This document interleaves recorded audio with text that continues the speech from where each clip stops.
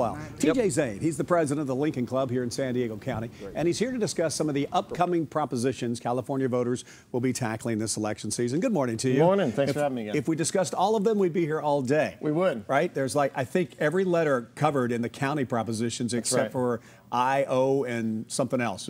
So there's like 30 propositions. But let's discuss statewide propositions and limit it to 3 this morning since we have between now and November to discuss the rest of them. The first one that everybody's talking about is taxes. Governor Brown's proposal, I think, is what, Prop 30, correct, that would increase taxes. Your feelings on that? Yeah, well, it's interesting too, kind of some late night shenanigans, some pushes within the legislature to get this on the ballot in November and to get it first, to get it on top ahead of all the other ones that had qualified before it. You know, this is just one more instance where runaway debt and spending in Sacramento is being covered over by request of taxpayers for more taxpayer dollars. I believe it's $50 billion proposed to be raised by this tax initiative with no reforms behind it, save the fact that you've got the legislature pushing forward quote-unquote pension reform. If they wanted real pension reform, they would have modeled it after Proposition B that just passed in the city of San Diego. But this is all to give appearances on the part of the voters that they're actually accomplishing some reform in the hopes that they can put up the flag and say, listen, we're trying to do everything possible. We just can't cover what we need to cover. Therefore, we need more tax revenue. Some of those other appearances, we're talking about education. Governor Brown says we must have this, and teachers say we must have this new tax increase in order to save education in the state. It's really interesting there, too. You see the CTA, the California Teachers Association, even going so far as to recruit volunteer armies within parent-teacher associations to go out there and promote passage of Proposition 38, which is an income tax as well. And this would make California the highest income tax state in the nation.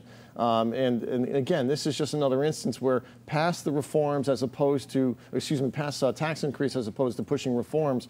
Remember, it was Proposition 98 in the past that ensured school funding and the highest percentage of a budget. It's written into the Constitution, the amount of funding that we give education. In fiscal year 2012, we've got $47 billion as a result of Proposition 98. That's expected to increase by $5 billion in fiscal year 2013, and yet it's still not enough. When is it enough? No, we have to pass Proposition 38 to add more money on top of the $5 billion increase in Proposition 98 funding that's going to occur between 2012 and 2013. And 38, Proposition 38 is commonly known as the Molly Munger tax, too, out of L.A. But that one was dropped lower. As you said, to get the governors up higher, he had to pass special legislation. That's right. That's right. Yeah, but both of them, as far as you're concerned, should be no's. They should be no's. And so while that one, here's an interesting one, because I think you were going to get to 32 in a moment, but 30 got bumped all the way up to the top.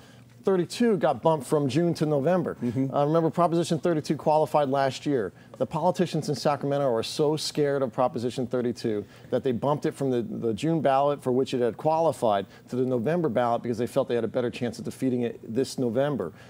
This initiative, Prop 32, would ban all contributions, all direct contributions from labor organizations and from corporations, applied equally across the board to candidates and elected officials. And the reason this is important, if you were to poll Californians and ask them, who's directly responsible for the mess that California is in? And by a margin of 52 to 48%, at least as of a year ago, California said corporations are to blame for the problems that California faces, as opposed to 48% for labor. So across the board, this is an initiative that should appeal to everybody who believes that the special interests have a stranglehold on politicians in Sacramento. And if there's any other initiative I would encourage viewers to vote for in November, it's Proposition 32. You know, I was thinking on the drive down here this morning, but I think there's only 500 people awake in San Diego this time in the morning. But as I was driving down here, I was thinking, you know, what would really be interesting is when you hear the labor points on Proposition 32 and their opposition to it, and the fact that they're spending millions, maybe 8 to 10 times as much as the proponents. $35 million right now. I mean, you really ought to incorporate a laugh track into the local news program, because when you hear the labor talking points in terms of their opposition to Prop 32, it's laughable. It really is. Californians need to pass Proposition 32. It'll be a game changer in state politics, up and down, from state races all the way down to local school board. All right, TJ Zane, thank you very much. Thank you very much. Appreciate it. Opinions.